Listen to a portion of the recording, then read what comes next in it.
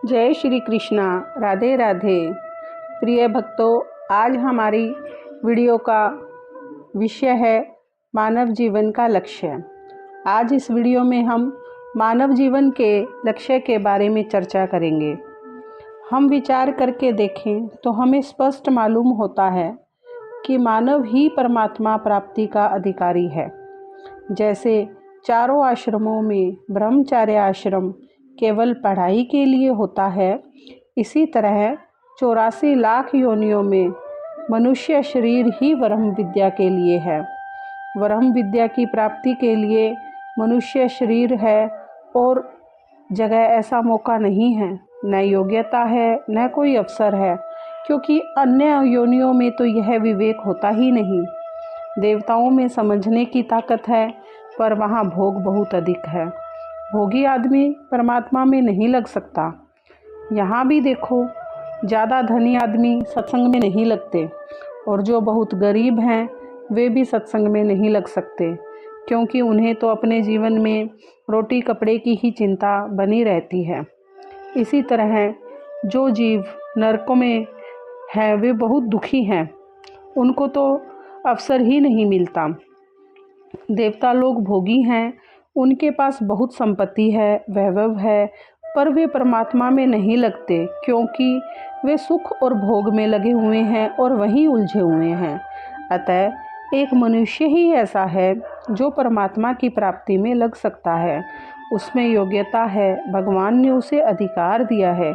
इसीलिए मनुष्य शरीर की महिमा बहुत अधिक है, देवताओं से भी अधिक है। शरीर तो देवताओं का हमारी अपेक्षा बहुत शुद्ध होता है, हम लोगों का शरीर बड़ा गंदा है। जैसे जब कोई सूअर मैले से भरा हुआ यदि हमारे पास आ जाए तो उसको छूने का मन नहीं करता, दुर्गंध आती है। ऐसे ही हम लोगों के शरीर से देवताओं को दुर्गंध आती है। ऐसा दिव्य शरीर है उनका।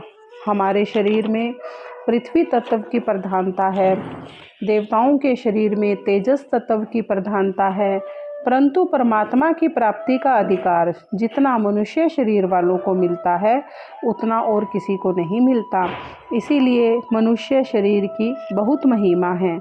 हम अपने इस मनुष्य शरीर से नरक को भी बुला सकते हैं और स्वर्ग को भी बुला सकते हैं। यदि हम अपने इस जीवन में हर वक्त बुरे ही कर्म करते हैं, हर वक्त दूसरों की निंदा करते हैं, चुगली करते हैं, दूसरों का बुरा करते रहते हैं, तो हमें नरक का वास ही मिलेगा। लेकिन वास्तव में इस शरीर की महिमा तो है इस शरीर के सदुपयोग की। इसका उपयोग यदि ठीक तरह से किया जाए तो भगवान की श्रेष्ठ भक्ति मिल जाएगी, मुक्ति मिल जाएगी, वैराग्य मिल जाएगा और सब कुछ मिल जाएगा। ऐसी कोई चीज़ नहीं है जो हमें इस मनुष्य शरीर से न मिल सके। यहाँ यह ख्याल करने की बात है कि जब हमें मनुष्य शरीर मिल गया है तो अब हमें अपने आप को नरक में नहीं लेकर जाना है, 84 लाख योनियों में अब नहीं जाना है। हम नीची योनि में क्यों जाएं? चोरी करने से, हत्या करने से, व्यभिचार करने से, हिंसा करने से, मांस खाने से और गलत कार्य करने से मनुष्य नरक में जाता है। कितना सुंदर अवसर भगवान ने दिया है जिसे देवता भी प्राप्त नहीं कर सकते। ऐसा ऊंचा स्थान प्राप्त किया जा सकता है इस जीवन में। प्राणों के रहते रहते बड़ा भारी लाभ लिया जा सकता है। बहुत शांति, बड़ी प्रसन्नता, बहुत आनंद इससे प्राप्त हो सकता है। ऐसी ही प्राप्ति का अवसर है ये हमारा मानव शरीर। इसीलिए इसकी महिमा है। इसको प्राप्त करके भी जो नीचा काम करते हैं वे बहुत बड़ी भूल करते हैं। जब कोई बढ़िया चीज़ मिल जाए तो हमें उसका लाभ लेना चाहिए। जैसे कि किसी को पारस मिल जाए तो उससे लोहे को छुआने से लोहा भी सोना बन जाता है। और यदि कोई मूर्ख व्यक्ति उस पारस से बैठकर चटनी पीसने लगता है तो उसका क्या किया जा सकता है? पारस चटनी पीसने के लिए नहीं होता। इस प्रकार मानव शरीर मिला, इससे पाप, अन्याय, दुराचार करके नरकों की प्राप्ति कर लेना अपना सिर फोड़ना है और संसार के भोगों में लगना यह चटनी पीसने के समान ही है। भोगों के भोगने में, संसार का सुख लेने में, धन कमाने में मनुष्य अपना शरीर बर्बाद कर लेता है। यह कितनी बड़ी भूल है। झूठ, कपट, बेईमानी करके मनुष्य नरक की तैयारी कर लेता है। यह महान पतन की बात है। कितना ऊंचा शरीर मिला है मनुष्य को, उस शरीर में आकर ऐसा काम कर ले। अतः सावधान रहना चाहिए कि हमें बड़े से बड़ा काम करना है, बढ़िया से बढ़िया काम करना है। यह काम किसी दूसरी योनि में नहीं हो सकता। एक मनुष्य शरीर में किए हुए पापों का 84 लाख योनियों में भोग होता है। सत्य, त्रेता, द्वापर, कलयुग, ये चारों युग बीत जाते हैं। 84 लाख योनि और नरकों के कुंड भोगते भोगते फिर भी मनुष्य शरीर में किया हुआ पाप बड़ा पड़ा ही रहता है। बीच में भगवान कृपा करके मनुष्य शरीर देते हैं। हमारे संचित किए हुए पाप पड़े हैं, भोगने पर भी सारे पाप समाप्त नहीं होते। इतने भयंकर महान पाप होते हैं जो हमारे शरीर से बनते रहते हैं। यह मनुष्य शरीर है जिसमें परमात्मा को प्राप्त किया जा सकता है। अनंत ब्रह्मांड जिसके फूर्ण मात्र से रचित होते हैं, पंडित होते हैं, वे परमात्मा तुम्हारी आज्ञा मानने के लिए भी तैयार हो जाते हैं।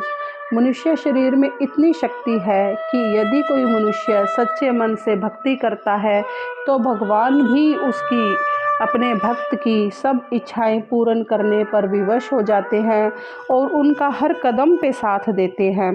भगवान अपने भक्त को कभी भी नीचा नहीं देखने देते। जैसे हम वृंदावन में जाएं तो भगवान का दर्शन करो, यमुना जी में स्नान करो, वहाँ के रहने वालों से पूछो कि ज़्यादा लाभ की बात कौन सी है, ज़्यादा पुण्यदायक उदार करने वाली चीज़ कौन सी है। वृंदावन में आए हो तो वृंदावन में आकर नाटक सिनेमा देखते हो। अरे भाई, यहाँ क्यों आए? बम्बई, कलकत्ता में बहुत बढ़िया सिनेमा है। यह तो तीर्थ स्थल है। यहाँ आकर भगवान के दर्शन करो। ऐसी जगह जाओ और विशेष लाभ लो। वृंदावन में आए हो ना, इसी तरह मानव शरीर में आए हो तो विशेष लाभ ले लो। पर यहाँ भी वही काम करते हो जो पशु पक्षी करते हैं, वही खाना पीना, वही बाल बच्चे पैदा करना। यह तो भैया अपने जीवन को नरक में ले जाने की ही तैयारी है। हम मनुष्य शरीर से सभी काम करते हैं, बाल बच्चे पैदा करते हैं, खाना पीना करते हैं, हर गलत काम भी करते हैं, परंतु भगवान की कृपा को पाकर भगवान की भक्ति को ही भूल जाते हैं। मनुष्य शरीर तो देवताओं को भी दुर्लभ है, ऐसा ग्रंथों में कहा गया है। ऐसा दुर्लभ शरीर जिसको प्राप्त करके केवल परमात्म तत्व की प्राप्ति करनी चाहिए। केवल परमात्म तत्व में ही सच्चे हृदय से एकदम लग जाना चाहिए। यही मौका है हमारे पास। जैसे मनुष्य शरीर दुर्लभ है, वैसे कलयुग भी दुर्लभ है। जैसा मौका कलयुग में मिलता है वैसा अन्य युग में नहीं मिलता। ऐसे कलयुग में मौका मिला, उस कलयुग को प्राप्त करके भोगों में लग गए अथवा पापों में लग गए, अन्यायों में लग गए। शास्त्र की दृष्टि से अन्याय हम विचार से देखें तो अन्याय लौकिक दृष्टि से लोग देख लें तो शर्म आ जाए। ऐसे ऐसे कामों में लगे हैं और जिनको मनुष्य करने में किसी बात की शर्म नहीं करता। कितनी हानि की बात है। आज दिन तक हुआ सो हुआ, गलती हुई तो हुई। आज से यह दृढ़ निश्चय कर लो कि समय बर्बाद नहीं करेंगे, पाप और अन्याय नहीं करेंगे। जल्दी से जल्दी तत्व की प्राप्ति कैसे हो, कैसे उस परमात्म तत्व का बोध हो, कैसे भगवान के चरणों में प्रेम हो जाए, ऐसी लालसा लगाओ। निश्चय कर लो कि आज से हम बिल्कुल भी पाप नहीं करेंगे, अन्याय नहीं करेंगे, भगवत तत्व की प्राप्ति करेंगे। जैसे व्यापारी व्यापार खोजता है, इस तरह परमात्म तत्व की प्राप्ति के लिए खोज में लगना चाहिए। आपको कोई संत महात्मा मिल जाए, कोई भगवत पुरुष मिल जाए तो उनसे पूछो कि भगवान कैसे मिलेंगे। भगवान के चरणों में प्रेम कैसे हो, जीवन मुक्ति कैसे हो, इस बात की लालसा तो जगाओ। अगर हम इस बात की लालसा भी अपने मन में जगाएंगे तो भगवान श्री कृष्ण अपने आप सभी रास्ते खोल देंगे। हमारा मन, हमारी इंद्रियां, हमारी बुद्धि धीरे धीरे अपने आप उस परमात्मा को खोजने में लग जाएगी।